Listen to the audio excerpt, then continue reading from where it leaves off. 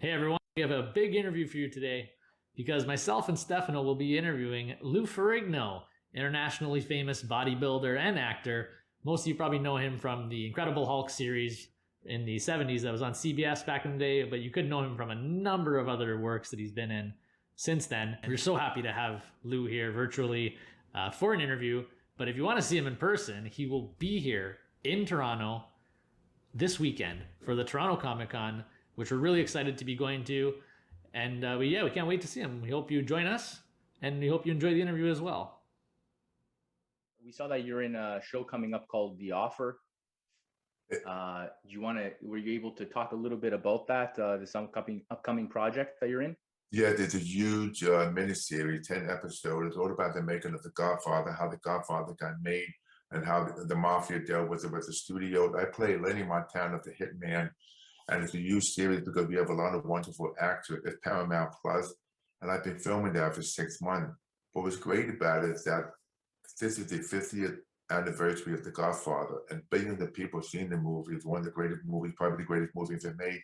At night that you get to see how the movie gets made, it leads up to the premiere. You see how all these actors like Pacino, De Niro, actually playing them in the role of the different part of the miniseries. It's amazing because people always wonder how The Godfather got made, who wrote the book, how the studio get involved with the movie. So all the insight, everything is fascinating. So I think you're going to enjoy it very much. That sounds like an amazing project. Can't wait for that. We're big Godfather fans as film critics. You know it's a staple in the film industry. Well, it's $150 million budget because, as a matter of fact, we had 6 or 7 different directors. The director that directed the first 2 episodes, his name was Dexter Fletcher. He directed Rocket Man and Bohemian Rhapsody. But you're talking about Academy Award winning directors. So we put a lot of time and quality into the series. Yeah, Yeah, fantastic. I saw it as a big cast. We have there's Miles Teller's in it, Juno Temple from Ted Lasso recently. I've seen her in. And Giovanni Ribisi from Avatar. Yeah, yeah, Giovanni Ribisi. Yeah, the big cast. How is it working with them? Or were you able to work with them closely so far?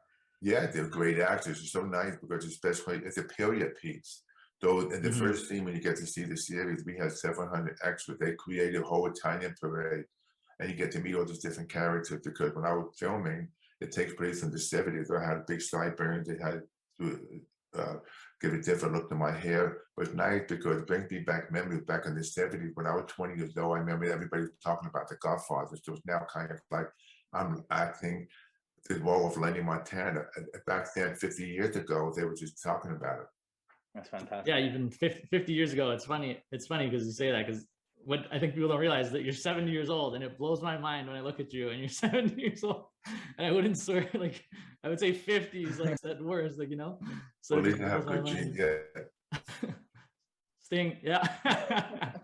Staying in good shape definitely has a part of that for sure. And we saw that eating healthy, working out. I've done it my whole life. I don't train as heavy, but I train light. But I've been very consistent with my whole regime with the diet and training. Yeah, I was just watching yesterday. Actually, I wanted to watch it. Stand Tall. Yes, so I was able. I didn't see it before, and I wanted to give it a watch before I saw it. And it was just great to see like a little bit more from your perspective, because I seen like Pumping Iron and stuff like that, and the rivalry that you had with Arnold, and it was just great to see a little bit of background on yourself and your life and how you got into because it. when I say Pumping Iron, people didn't know what bodybuilding was. The public didn't know. That's why Arnold and I, when we came on the scene, they said they never seen guys with huge muscles like that. But now it's funny how him and I got to the movies and nice to see how the sport became a popular sport.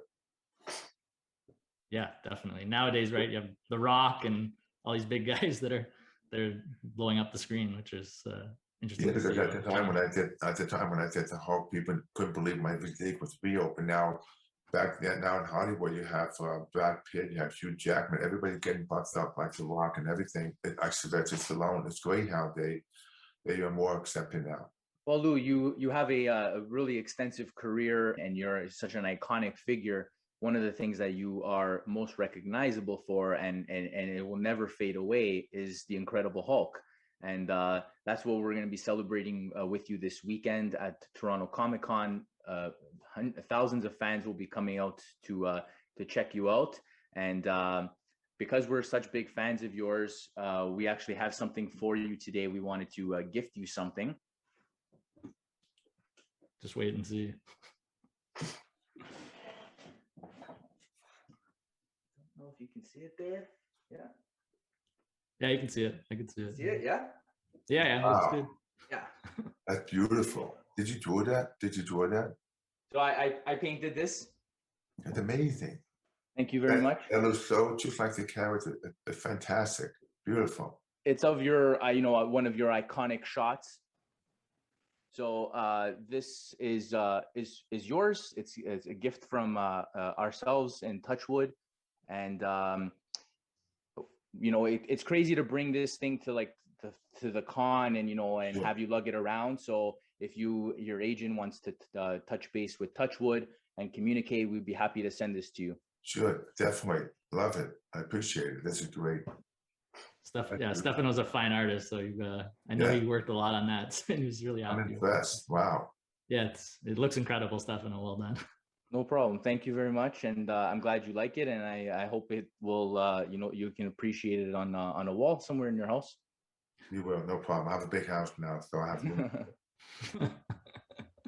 Anything else new that you're working on? I know I saw you dropped an NFT recently. I know that's big and popular now. And I was wondering if you wanted to talk about that or anything else. Well, the NFT I just mentioned, a short video. The only thing I want to mention too is that a year ago I got a cochlear implant, and it changed a lot of people's mind, because a lot of people, when they get older, they start to lose their hearing, and they want hope. That's why, for me, giving me tremendous clarity, especially with the speech here, talking to people. So I'm very excited about that too, because that's something that's great for society. Yeah, I saw the video when there's the video when you got it in for the first time, and it was like I could tell like how happy you were. And like, oh yeah, I mean, it's like being reborn. Yeah, you're hearing things you never heard before, and I'm sure, right? So it was amazing. Oh, yeah, I was just so happy to see that, and it's such like a heartwarming video.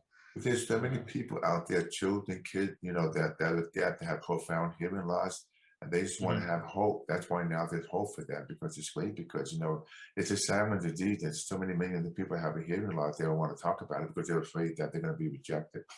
Thank you very much, Lou. Thank this you. has been a fantastic interview. It is wonderful to meet you. And for everyone watching this, you can check out Lou this weekend at the Toronto ComiCon at the Toronto Convention Center, March 18th to 20th. Thank you very much, everyone. Thank you very much, Lou. Thank you.